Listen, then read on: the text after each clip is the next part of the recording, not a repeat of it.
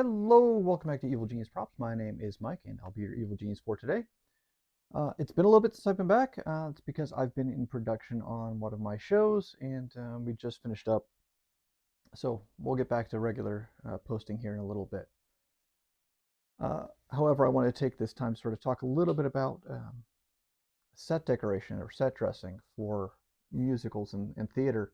Uh, it's not necessarily my favorite part of the show, of working on a show, just because it tends to get messy very easily and can cause some issues for me. But we'll talk about it. It is very important. Basically, you are telling a story with your scenery, and that's something that can kind of get lost very easily and sort of overlooked by a lot of people who are doing this. Is that the stuff on stage needs to be there for a reason, and it can be very easy to sort of get caught up on, well, is it the right time period or is it the right look versus is it there for a reason? So we just did the show Tuck Everlasting, and we sort of played on some of the stuff from the show, things that were said, or in this case, sung as well, to sort of figure out what we could use to dress the sets. And in this particular case, our director really wanted to have a very um, cluttered look to particularly the Tuck's house, where they've been there for 100 years, haven't really moved on in any way, and just have been collecting stuff over all that time. So that's sort of the first direction that we got from our director, was we wanted to have just a lot of stuff on the stage, which makes sense and I could work with. But the problem that we ran into was the set pieces that we had moving in and out tend to be very thin and not have a whole lot of room. And we were working through portals, so they had sort of built out flats from the side of the stage, from the wings, to move things through. So we couldn't really expand very well off of that. So everything that we put on this, we needed to visually take up a lot of space, but also not physically take up a lot of three-dimensional space so we could get things through. So things like uh, portraits and pictures were a great use to just fill things out, but we needed there to be rationale behind them. Uh, and part of what we did on this was basically expanded on some of the backstory from some of the characters.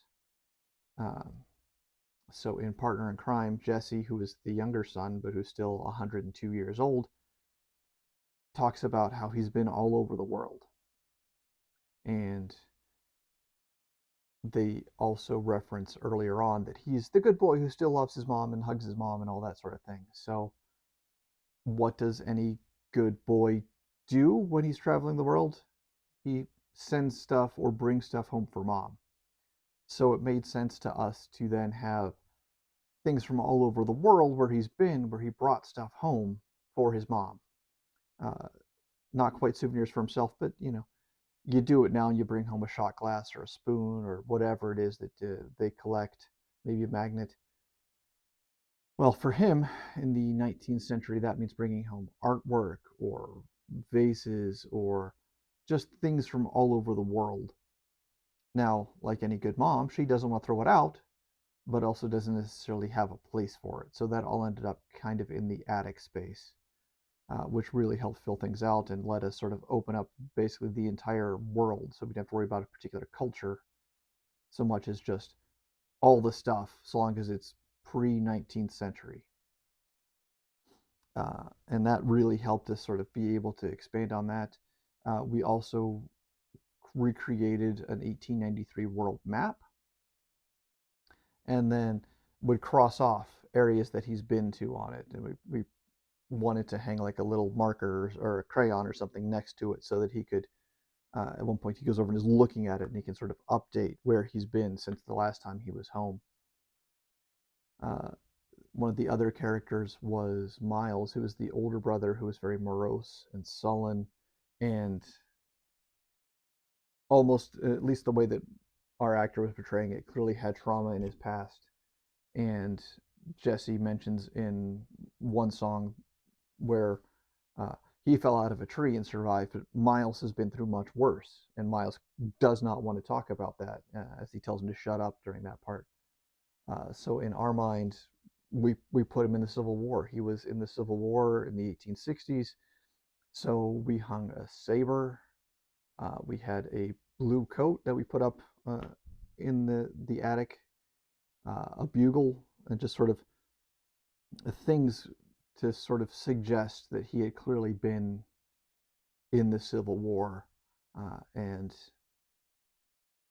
it's the 19th century. There was clearly unprocessed trauma that going along with it that was evident in the character, but we use that backstory that we created to put it in the set decorations. One of the other things is the father Angus likes to fish, and that comes up a lot. So we had some things like a mounted fish on the wall, uh, things like a fishing net, fishing rods, things like that. To just this is what he did when he did leave the house, uh, and his interests. And uh, for mom, uh, there were some things to just like, well, maybe at this point it wouldn't have been uncommon for a woman to take painting or music lessons. So we had some painting and artwork and musical instruments throughout the house, and just things that not just took up space, but helped to tell that story. And that's really what you want your set decoration to do. Now, we definitely had some challenges with this beyond just the set size itself and the challenges there. But the thing that always seems to happen for me, at least with set decorating, is that we can't decorate the set until we have a set.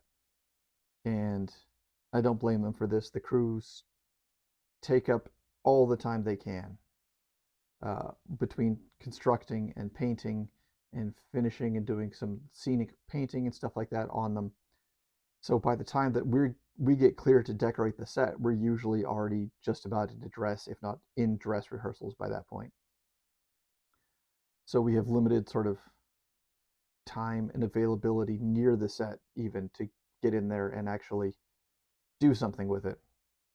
So we worked around it, we make our way through, and then once we sort of have our ideas done and things up there, we also will put in things as little Easter eggs.